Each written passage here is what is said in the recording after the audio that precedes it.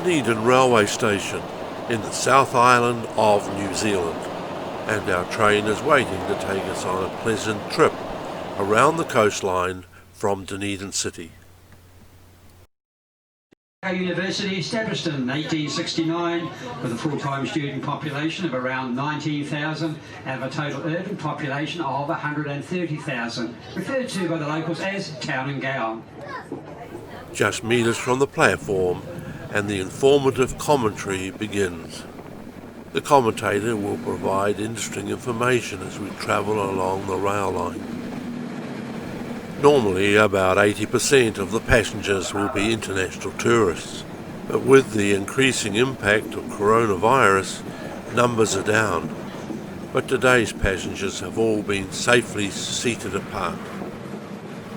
It was interesting to learn that a cycle and walking track has been constructed right around the harbour, and we were informed by our commentator that there is a water taxi service to close the gap at the harbour entrance. So if you're really keen, you can circle the harbour on your bicycle.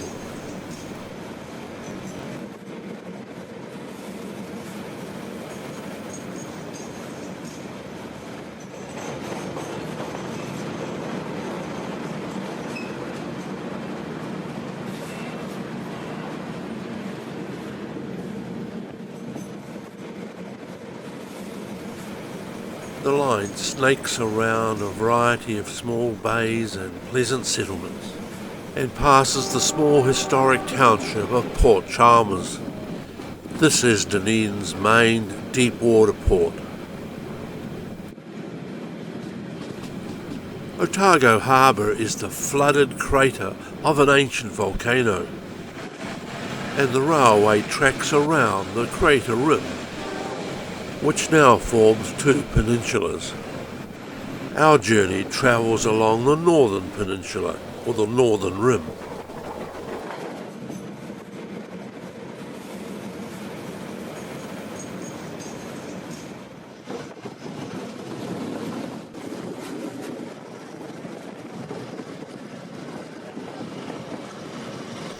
Leaving Otago Harbour behind, our train now winds its way up and over the peninsula.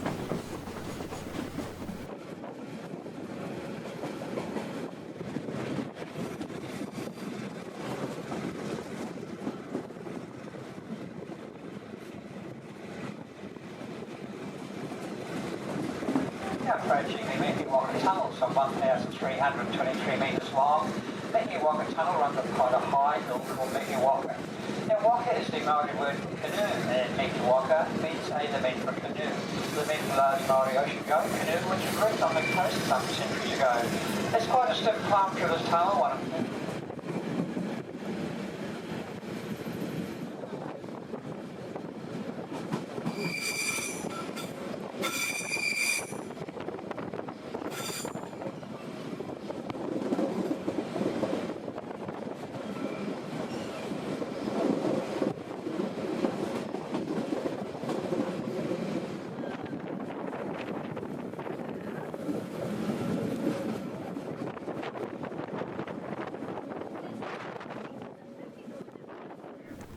Looking out over productive farmland, we begin to catch our first glimpses of the Pacific Ocean.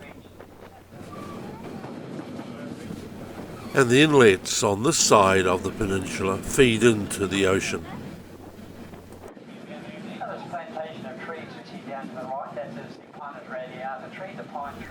Our commentator points out the plantations of Pinus radiata.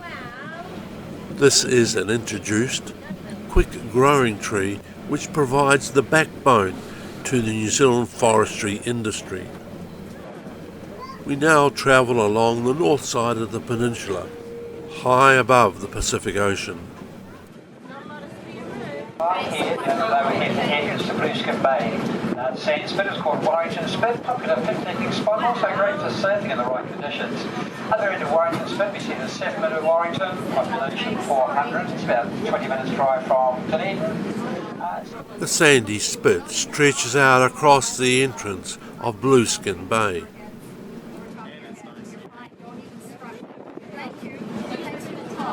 The island ahead to the right is called Rabbit Island. The large bay below is called Blueskin Bay, named after early Waitati chief Waitati, discovered 12,000 tonnes of cotton in the bay. Company harvest on a sustainable basis, taking about 1,000 tonnes a year. We now pass through an area of small settlements and lifestyle blocks.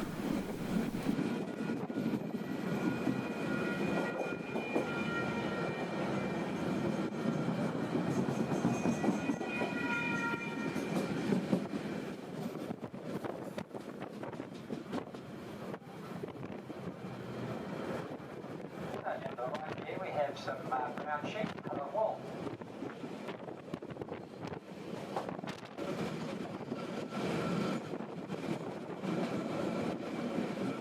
Railway tracks. Now the people of the APT tour, if you're travelling in car T, would you please come through the rear of your carriage to disembark. If you're travelling in car N, please come to the front of your carriage. We are approaching a small settlement, Waitati, where the rail track meets State Highway 1. And this is where our northward adventure ends and we begin our return trip to Dunedin.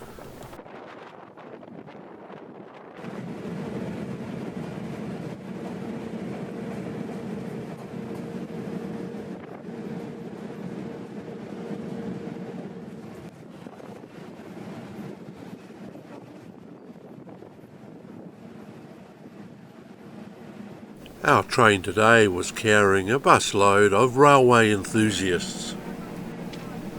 They were experiencing as many different railway travelling opportunities as they could locate. This included a mixture of scheduled, historic and excursion railway journeys. For them it's back to the bus, but for us it's a return rail trip to Dunedin. This trip was taken in the early days of the coronavirus pandemic. Only days later, New Zealand moved into lockdown and the train service was mothballed until further notice. Hopefully, sometime in the future, passengers will again have the opportunity to ride the Seasider excursion train from Dunedin.